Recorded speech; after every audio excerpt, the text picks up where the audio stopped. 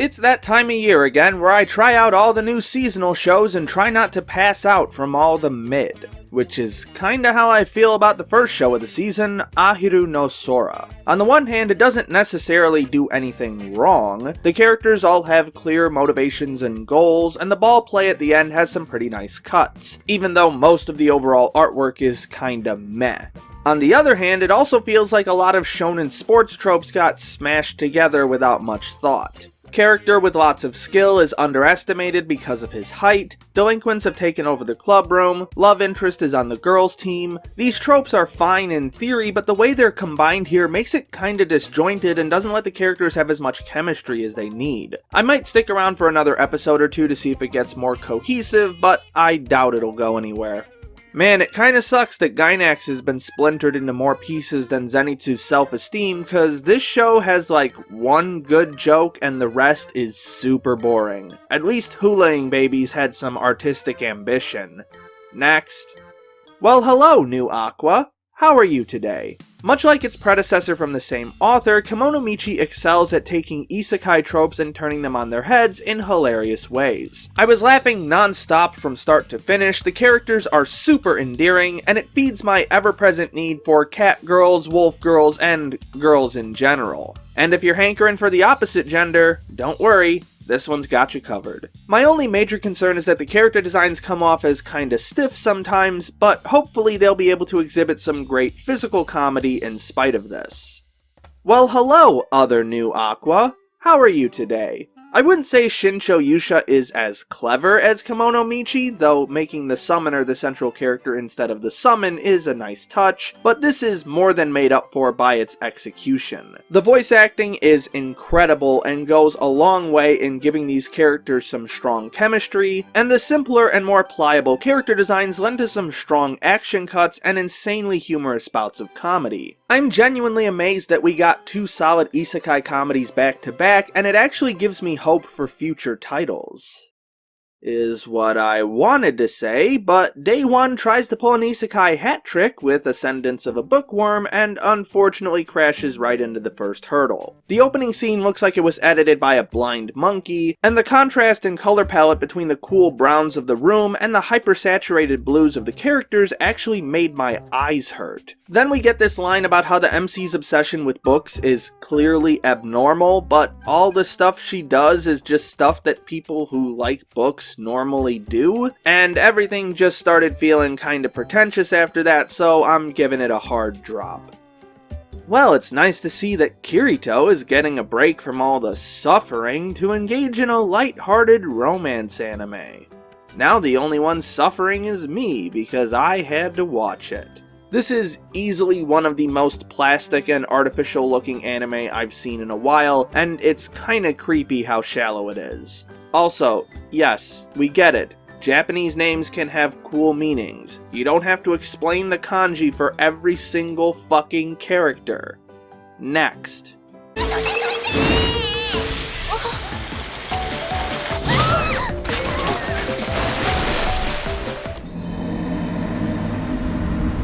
I was really hoping this one would be another solid cute girls do hobbies anime like Dumbbells and Are You Lost, but it's insanely boring so far and kinda looks like ass. I'd much rather be watching Let's Roll.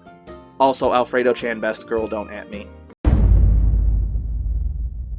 Oh, come on guys, I spent the first part of this video saying that isekai was getting better. You can't renege on me like this, come on. Well, at least they managed to put the horny front and center, though slogging through 7 minutes of the most repetitive info dump I've seen all year didn't really make it worth waiting. Next. Man, this season is rocking it so far in terms of comedies. Outburst Dreamer Boys isn't the most tightly written show, but it's got enough heart to keep me engaged and has a solid handle on its comedy. It's just cringe enough to be funny without getting fully submerged, and it's hilarious how absolutely fucking done the MC is with everyone's shit after just 5 minutes. I can see this one getting repetitive as it continues, but I'll give it a shot for now. Trying to craft a dead family member, huh? Well, I've seen enough FMA to know where this is going. Yup, that's about the result I expected. Honestly, this wasn't really that good, but I do gotta show some appreciation for that fucking booty! Damn, boy, he's thick! Boy, that's a thick-ass boy! Damn! Well, I think I found a candidate for worst OP of the year, because if I have to hear again, I might go full Joker. Also, I'm not sure why they shoved Hayate's backstory into Deku's body, but I don't think it's working out quite as well as they had hoped since the story's rushing through things so quickly that I can't be bothered to care. Next. You know, I was about to praise this show for actually giving more than 5 seconds of thought to the guys creepily rank the girls by hotness trope, but then it turned out that all genders are in on it, so fuck me, I guess. The girls aren't nearly as hot as this show thinks they are, which is really unfortunate for an ecchi title, and it kinda looks like ass, so I don't need to waste any more time on this. Okay, the only reason I bothered with this one is because it's Fate, and I knew I couldn't do this video without it, but it turned out exactly as expected. That being that it kinda sucked. I'm surprised it took until now for this to come up, but I just don't even bother watching anime adaptations of video games because the vast majority of them are just plain bad, and Grand Order is no exception. The first half of this episode gives practically no time to character motivations, the stakes involved in the overall plot, or even what the plot actually is, choosing instead to shove a bunch of technobabble into each scene that you would only understand if you played the game already. This isn't a wrong way to write a show if your only goal is to promote the game, but it's certainly not winning me over. I have gone out of my way to try as many adaptations of video games as possible, and the only ones that have proven to be any good are visual novels, for obvious reasons, kids shows because they're never less than 50 episodes and have plenty of time to be fleshed out, and properties that I'm already hugely invested in. So if you're wondering why shows like Azure Lane or other video game anime aren't on my seasonal lists, this is why. I'm sure that there's at least the spark of a decent story buried under the generic setting and lackluster animation, but there's also way too many faults piling up. Between this guy just standing out in the open as bullets fly at him, this dude winning the Dick Move of the Year award by literally yelling at his manager when he tries to trip a silent alarm, and the main character just being generally idiotic, this script definitely needed more than a few rewrites. Next. You know, I was really trying to come up with something funny or interesting to say here, but I'm literally having more fun staring at a stain on my wall. This show has no life to it whatsoever, so... Next.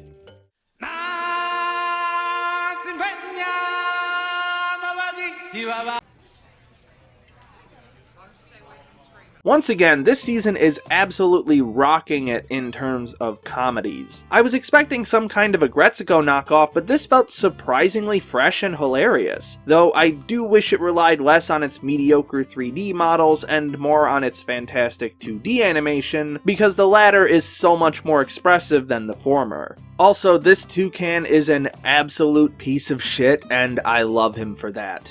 Never change. Okay, so this one confuses the fuck out of me. Not because the plot is too complicated, but because it's literally just a straightforward political thriller / crime drama. And I'm not used to that in my anime. It's not bad, but it doesn't do anything to distinguish itself from every other crime thriller in existence besides it's an anime. And it makes me wonder why they bothered animating it at all. It's certainly not amazing to look at, everything's just slightly above average. I'm probably letting it go for now because I already have one show like this that I can tolerate, but let me know if a 500-year-old space wizard who looks like a 9-year-old girl shows up or something. Apparently all the good isekai got front-loaded at the beginning of the season because god damn this is boring as shit. It's one of those shows where every aspect of production feels slightly off, so you can never quite get settled into a groove, and it's hardly a good-looking series to boot. You know shit's bad when you can hear how the music is being edited, and considering that I felt like going to sleep after the first few minutes, I don't need to waste any more time. Next. I was really trying to not compare this one to Keijo because I love cute girls playing made-up water sports as much as the next guy, but Kandagawa Jet Girls is basically that but worse, mostly with the pacing and visuals. A lot of the shots feel a bit too long, like the show is dragging itself out, and the overall animation is just bad. As soon as I knew what this show was, I wanted it to be good more than any other mediocre series this season, and the characterization actually has some promise, but the overall work just isn't coming together, so I gotta move on. Well, it took over a week, but I finally found a solid action title to watch this season. Blade of the Immortal is one of those elusive series I hear about constantly in a background noise kind of fashion, so it's nice to finally have an adaptation that isn't made by the anime studio equivalent of Three Kids in a Trench Coat. Hiroshi Hamasaki was the perfect choice for this title, and the sense of tension that his editing, color direction, and sound work bring to it draws out a dull sense of dread that feels ever present in this episode, even in the moments punctuated by hyper-violence. This is far and away the best directed action title this season, and I hope that it continues to be as solid as it is now.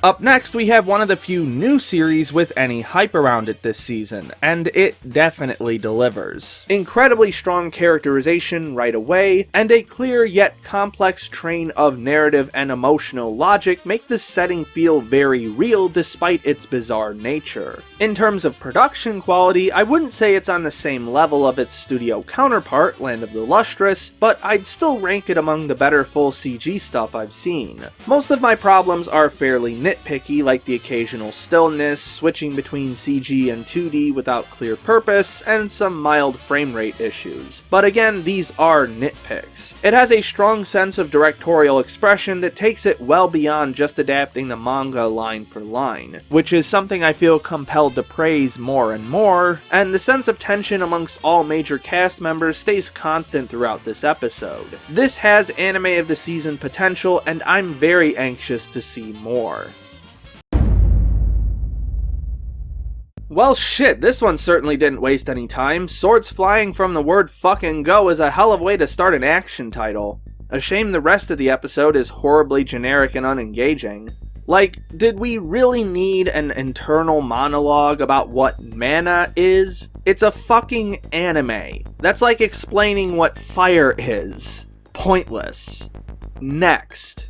Okay, so I spent the first half of this episode trying to figure out whether they were being kinda campy or just playing it straight, and then spent the second half going, oh god, they're actually trying to tell a serious story where the main character has a fucking gun for a head. I get that people want Madhouse to return to its former glory of hype as fuck action titles, but No Gun's life is weak sauce. The general aesthetic puts forth the bare minimum intrigue, and the big action shot at the end was unbelievably limp-dicked and non-impacting. Of course, one look at the credits told me why, because apparently they used fucking Unreal Engine to make this anime. Are you shitting me? Alright, this one is unambiguously really good in pretty much all areas. It's got a nice and cozy atmosphere, both aesthetically and narratively, lots of solid character moments that make the lead roles stand out from their typical archetypes, strong choices of shot composition, and some stellar animation cuts. My only major concern is that there might be too many ideas bouncing around and it could make the narrative too congested. Original sports anime are a rare breed and usually lean too hard on the contemplative side, but Stars Align might just have what it takes to make the cut. I'll be honest, this is easily the biggest disappointment of the season so far. I haven't read the manga, but even I can tell that this first episode blazes through the plot like the scriptwriter was in the middle of a cocaine binge, and it's making it really difficult for me to care about...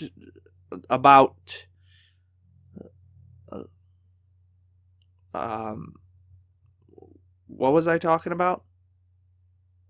Let's move on. You know, it's always kind of fascinating to see what ex-Gintama staff are doing these days, because there's only so many places you can go after a chain smoker leaves the planet because of a smoking ban and ends up parodying Dragon Ball Z for most of the episode. I'll admit that it took a while for Kabukichou Sherlock to really hook me, mostly because the animation felt extremely stiff, but when Sherlock started doing a Rakugo skit to explain how he solved the murder, I was instantly sold. Hopefully this one doesn't go the way of Robihachi and lose its spark after the first few episodes. There's not a whole lot to say here other than fucking hype, and I don't want to oversell anything too hard, but having read all of what this season's going to cover, this has the potential to be the best season of Hiroaka so far. I should note that I'm still surprised at how this show is consistently good at one-off filler episodes to deepen the personalities of the cast as a whole, and it's a concept that I'd definitely like to explore further. Despite a strong start, Rifle is Beautiful ultimately has me going 0 for 2 with Cute Girls Do Hobbies anime this season. While there's a lot of ambition in terms of shot composition, most of the artwork looks pretty bad. Perhaps this could have been prevented if it wasn't sharing a lot of staff with another recent 3Hz project that turned out to be a recap movie for a season 1 that never existed, but that's mostly speculation. Even if it looked better, there's not a whole lot that could have been done with the story, which reads like one of those bots that you feed thousands of hours of content to and watch it print out a bizarre subhuman recreation of what a script should read like. A shame that I won't have any Cute Girls anime to watch this season, but sometimes it just plays out like that. And that pretty much covers everything. There's still a few sequels that haven't aired yet, but I already know whether I'll be watching or skipping them, so I don't have too much to say. Here's a list of all the shows I will be watching this season in order from best to worst. As always, feel free to comment what you think of the season so far and what shows you'll be watching. Special thanks to Jan Rogalski, Rourke Tanjoin, Christine Seibert, Call Me Catlord, Ryan Johnson, Eugenio Mendoza, and all my other patrons for their generous support. My name is Ember, and I'll see you next time.